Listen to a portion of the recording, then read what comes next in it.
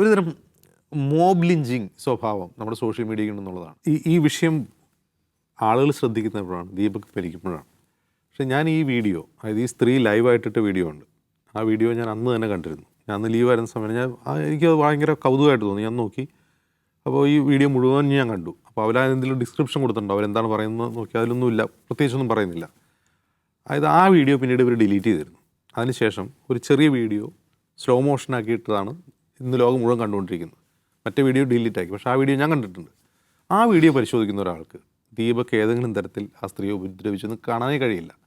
അതിന് കാരണം ദീപക് കുറച്ച് മുമ്പിലാണ് നിൽക്കുന്നത്, ഇവർ കുറച്ച് പുറയിൽ മാറിയാണ് വീഡിയോ എടുക്കുന്നത്. അവസാനം വണ്ടി നിർത്തി ഇറങ്ങാൻ നേരത്ത് ദീപകിൻ്റെ അടുത്തേക്ക് സ്ത്രീ അങ്ങോട്ട് ചെല്ലുകയാണ് ചെയ്യുന്നത്. അയാളുടെ ബാക്കിൽ പോയി നിന്നിട്ടാണ് പിന്നെ വീഡിയോ എടുക്കുന്നത്. അപ്പോൾ വണ്ടി നിർത്തി ഇറങ്ങാൻ പോകുമ്പോൾ ഇയാളുടെ കയ്യിൽ ഒരു ബാഗുണ്ട്. ആ ബാഗ് അയാൾ 2 കൈ കൊണ്ട് പിടിക്കുന്നു. ഈ 2 കൈ കൊണ്ട് ഈ ബാഗ് ഇങ്ങനെ പിടിക്കുമ്പോൾ ഉണ്ടാകുന്ന മൂവ്മെൻറ്റിനെയാണ് ഇവരെ ടച്ച് ചെയ്തു, അസോൾട്ടായി എന്ന് കാണിച്ചുകൊണ്ട് പിന്നെ രണ്ടാമതൊരു വീഡിയോ എഡിറ്റ് ചെയ്ത് ഇടുന്നത് സ്ലോ മോഷനിൽ. യഥാർത്ഥത്തിൽ അയാൾ ആ ബാഗ് ഈ കയ്യിൽ നിന്ന് പിടിച്ച് ഇങ്ങനെ 2 കൈ കൊണ്ട് പിടിക്കുന്ന ഒരു സീനാണത്. അപ്പോൾ ഈ മുട്ട് ബാക്കിലേക്ക് വരുന്നു. അപ്പോൾ ആ സ്ത്രീ ഇങ്ങനെ നിൽക്കുകയാണ് തിരിഞ്ഞ്. അവർക്ക് അങ്ങനെ നിൽക്കേണ്ട ഒരു കാര്യമില്ല അതിൽ. അപ്പോൾ ആ പൂർണ്ണ വീഡിയോ പോലീസിന് റിട്രീവ് ചെയ്യാൻ കഴിഞ്ഞാൽ ദീപക് ആ വീഡിയോയിൽ തെറ്റ് ചെയ്തോ ഇല്ലയോ എന്ന് നമുക്കറിയാൻ പറ്റും. ഇനി ആ വീഡിയോ ചിത്രീകരിക്കുന്നതിന് മുമ്പെങ്ങാനും ദീപക് ഈ സ്ത്രീ ഉപദ്രവിച്ചിരുന്നു നമുക്കറിയില്ല. ആ ഉപദ്രവിക്കുമ്പോൾ ഉണ്ടാകുന്ന ട്രിഗർ കൊണ്ടാണ് ഒരു വീഡിയോ എടുത്തൊന്നും നമുക്കറിയില്ല. അത് പോലീസ് അന്വേഷണത്തിൽ കണ്ടെത്താൻ. ആ വീഡിയോയിൽ ഈ സ്ത്രീ പറയുന്നില്ലേ ഇതിന് മുമ്പ് വേറൊരാളെ ഇയാൾ ഉപദ്രവിച്ചു എന്ന് പറയുന്നില്ലേ? അത് പിന്നീട് അവർ വിശദീകരണ പോസ്റ്റായിട്ട് വേറൊരു വീഡിയോ ചെയ്തിരുന്നു. ഈ വീഡിയോ റിട്രാക്ട് ചെയ്തതിന് ശേഷം, ഡിലീറ്റ് ചെയ്തതിന് ശേഷം അതിലാണ് അവർ ആ വിശദീകരണം കൊടുക്കുന്നത്. നമുക്കറിയില്ല അതെങ്ങനെയാണെന്ന്.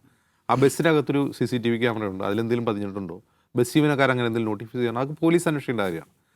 ഞാനിവിടെ കാണുന്നൊരു കാര്യം, ഇത്തരത്തിലുള്ള വീഡിയോ സോഷ്യൽ മീഡിയയിൽ ഇട്ടുകൊണ്ട് ഇതിനെതിരെ പ്രതികരിക്കുന്ന സംഭവങ്ങൾ അടുത്തിടയ്ക്ക് വർദ്ധിച്ചു വരുന്നുണ്ട്. ഇപ്പോൾ മസ്താനിയുടെ സംഭവം, സവാദ് സംഭവം ഓർമ്മയുണ്ടാവും.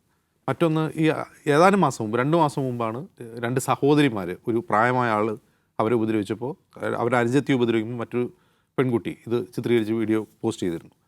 അപ്പോൾ ഇതിലൊരു പ്രശ്നം എന്താണെന്ന് വെച്ചാൽ, ഒരുതരം മോബ് ലിഞ്ചിങ് സ്വഭാവം നമ്മുടെ സോഷ്യൽ മീഡിയയിൽ ഉണ്ടെന്നുള്ളതാണ്. തെറ്റോ ശരിയോ എന്ന് ഒരാൾക്ക് തോന്നുന്ന വിഷയത്തിൽ തന്നെ ഒരു പക്ഷേ ദീപക് മരിച്ചില്ലായിരുന്നു കരുതുക, പക്ഷേ ഇതിൻ്റെ നറേറ്റീവ് വേറെ രീതിയിലായിരുന്നുവെങ്കിൽ ദീപക് ആയിരിക്കും ചിലപ്പോൾ ആക്രമിക്കപ്പെടുക.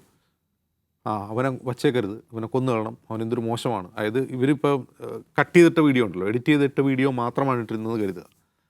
ആ വീഡിയോ പുറത്തു വരികയാണെങ്കിൽ ചിലപ്പോൾ ദീപക്കിനെതിരായിരിക്കും വൻ തോതിലുള്ള മോബ് ലിഞ്ചിങ് സ്വഭാവത്തോടെ ഈ ആൾക്കൂട്ടം ഇന്ത്യയുടെ ഒരു അടിസ്ഥാന സാംസ്കാരിക വികാരം എന്ന് പറയുന്നത് ഈ മോബ് ലിഞ്ചിങ് സ്വഭാവമാണ്.